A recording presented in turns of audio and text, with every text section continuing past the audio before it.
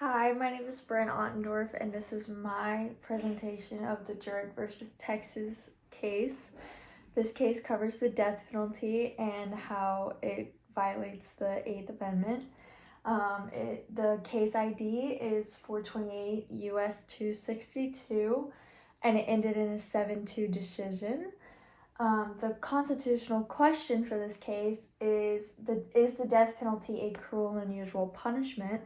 And is Texas capital sentencing procedure constitutional?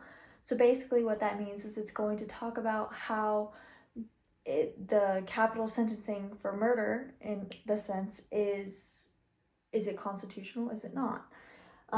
Some of the facts about this case is it took place in Cerro, Texas. It was a 22-year-old man who murdered a 10-year-old girl after he was talking to her in a park. After his conviction by a Texas trial court for murder, the imposition of the death penalty, Jurek challenged the constitutionality of both his death sentence, alleging that it was cruel and unusual punishment, and the state's capital sentencing procedure, alleging it would result in an arbitrary and freakish imposition of the death penalty. So basically, the remainder of this is going to be going through the opinion of the court and the dissent of Judge Roberts. In the opinion of the court, the two justices in the majority concluded that under the death penalty, it is cruel and unusual punishment under the Eighth Amendment. The Article 1257 supra states, except as provided in subsection of this article, the punishment for murder shall be confinement in penitentiary for life and for any term of years no less than 2. The punishment for murder with malice aforethought shall be death or imprisonment for life. No person is qualified to serve as a juror unless he states under the oath that the mandatory penalty of death or imprisonment for life will not affect his deliberations on any issue of fact. So they are inclined to believe that the factors which determine whether the sentence of death is an appropriate penalty in a particular case are too complex to be compressed within the limits of a simple formula. We reject the appellant's contention that Article 31.07b supra is too vague to provide adequate guidance to the jury. If discretion in the assessment of punishment under the statute can be shown to be reasonable and controlled rather than be capricious and discriminatory, the test of Furman will be met. Capital murder punishable under the Article 1257 supra, occurs when the offense is committed under one of the circumstances set forth in the subsection of one of these elements is not present. Punishment of the offense falls under 1257A. It is therefore essential, in order to fully apprise the accused of the charge against him, that the indictment for capital murder allege one of the conditions in 1257B.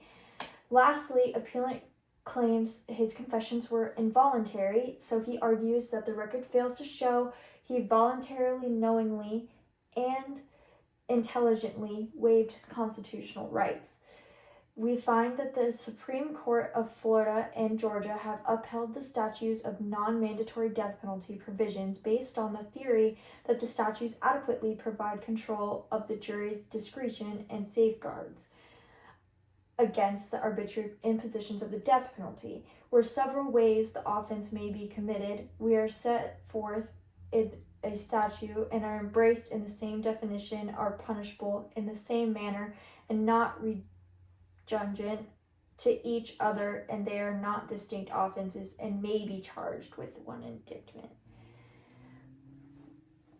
In the dissent, Judge Roberts basically talks about kind of the same idea.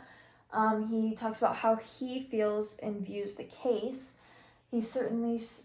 There is a clear definition of probability through without the vagueness in the meaning of the term itself, leaves much vagueness of the issue submitted under the Article 37.071b2, because with this definition would by its terms be answered in the affirmatives for all individuals, no matter the samely. Noting that this provision basing the imposition of the capital punishment upon probability of future events appears to be unique to this state. A survey of capital punishment statutes other states fails to reveal any provision similar to the probability issue of Article 37.071. I find that there is widely accepted technical definition of the word probability, the limit of the ratio of the frequency that form of the event to the entire frequency of the event in all forms as numbers of trials increase indefinitely.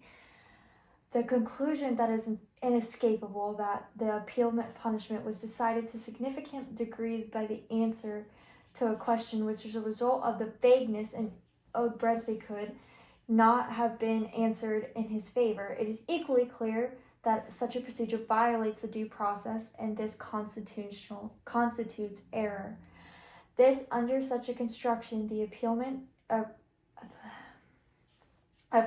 applicant in this case was not, as he thought, controlled with two special issues with the knowledge that negative answer to either one of them could have saved him from the death penalty.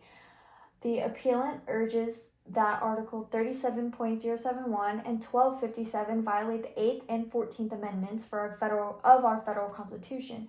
Appellant significantly relies on the Furman v. Georgia and Branch v. Texas.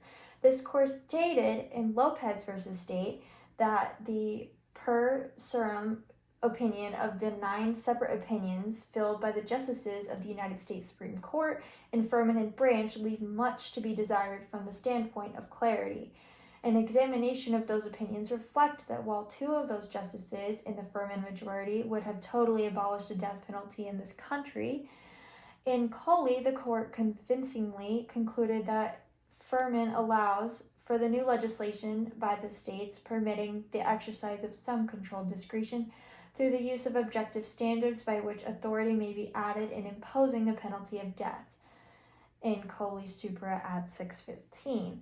The appellant also challenges other portions of the Death Penalty Act along with the majority. I have concluded that the remainder of the Chapter 426 like unserved segment of Article 37.071 is constitutional. So basically, whenever you look at that, it kind of just, you understand as to why the court decided in a 7-2 decision as to why the death penalty is constitutional and why it was that way.